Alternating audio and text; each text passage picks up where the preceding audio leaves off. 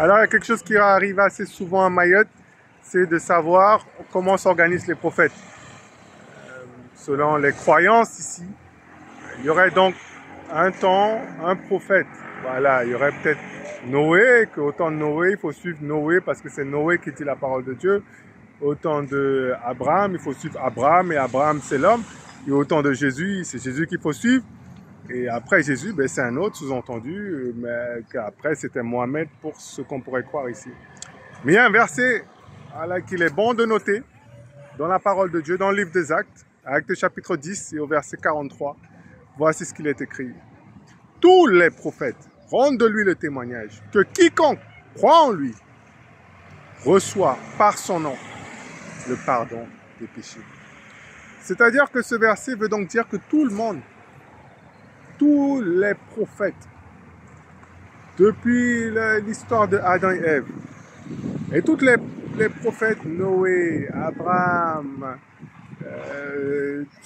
tout le monde, Jonas, tout le monde que tu peux citer, tous ces prophètes rendent témoignage que quiconque croit au Seigneur Jésus-Christ, et pas encore le nom Jésus à l'époque, mais quiconque croit au nom de Jésus, à celui qui allait venir, reçoit par son nom le pardon des péchés. C'est-à-dire que plutôt que de voir un prophète un temps, c'est comme si qu'il y avait plusieurs des lumières, et ces mêmes lumières pointaient vers quelqu'un. Et Jean-Baptiste aussi, qui était celui qui est venu juste avant Jésus, était celui qui vraiment pointait, qui disait, il est là. Voici l'agneau de Dieu qui ôte le péché du monde. Donc il faut savoir que tous les prophètes, quand ils ont parlé, c'était pas pour dire suis-moi, c'est moi qui peux te sauver. Mais c'était au contraire, c'est pour dire crois en celui qui va venir, celui qui va sauver les hommes de leurs péchés. Si vous regardez même au tout début, hein, même dans l'histoire par exemple d'Abraham, qu'est-ce qu'Abraham devait sacrifier? Abraham devait sacrifier son fils. Et qui après a vraiment sacrifié son fils sur le bois? C'est le Père qui est dans le ciel. Et c'était déjà une image que la rédemption va venir. Le Fils de Dieu va venir pour sauver les hommes de leurs péchés. On peut multiplier les exemples, hein, comme je disais. Tous les prophètes rendent de lui le témoignage, donc je peux donner encore d'autres exemples. Moïse, par exemple, a parlé que Dieu suscitera d'entre vous un prophète, et vous devrez l'écouter. Il a parlé de ça aussi. Jésus est un prophète, c'est vrai. Il donne le message de Dieu. Il était également le Fils de Dieu. Il était Dieu et en même temps homme. Et qu'il est venu apporter la rédemption, sauver les hommes de leurs péchés. Et donc c'est important de retenir ce verset-là, Acte 10, verset 43. Il dira donc que maintenant, depuis toujours même j'ai envie de dire, tous les prophètes ont toujours annoncé qu'une personne devait venir pour sauver les gens de leurs péchés. Et ça, c'est Jésus-Christ, le Fils de Dieu. Il n'y a pas de « Ah non, quelqu'un d'autre qui va venir ». Non, Jésus-Christ a dit « Je suis le chemin, la vérité et la vie. Nul ne vient au Père qu'en passant par moi. » Donc la vraie porte, le vrai chemin pour être sauvé maintenant. À tous ceux qui m'entendent, ce n'est pas par Mohamed. Ce n'est pas par aucun autre nom. Il n'y a pas d'autre nom par lequel on puisse être sauvé même.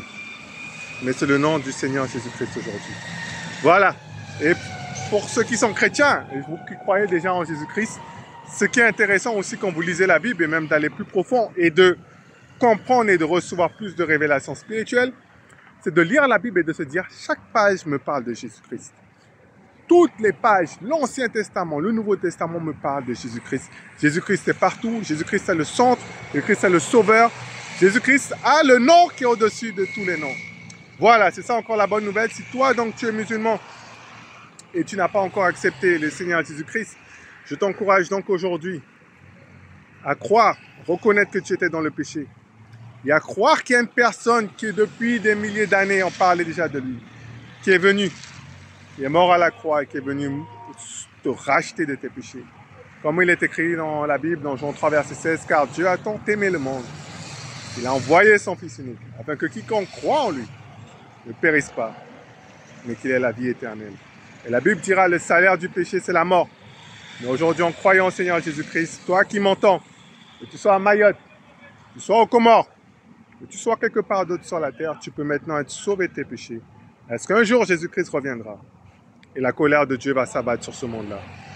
Il dira aussi dans Jean 3, verset 36, celui qui croit au Fils a la vie éternelle, donc, la vie éternelle. Mais celui qui ne croit pas au Fils n'a pas la vie, mais la colère de Dieu demeure sur lui. Il y a une colère de Dieu à cause du péché. Jésus-Christ est mort à la croix 3 nuits et 3 jours pour toi. Et il est ressuscité après. Il est monté au ciel. Un jour, il va revenir. Si tes péchés ne sont pas pardonnés, tu devras payer toi-même. Et ça sera dans l'enfer et dans le feu. Mais Jésus-Christ t'a déjà aimé. Si aujourd'hui tu crois seulement, quiconque croit en lui, tous les prophètes rendent le témoignage que quiconque croit en lui reçoit par son nom. Donc si tu crois maintenant, tu reçois par son nom le pardon des péchés. Voilà, soyez donc bénis à Mayotte.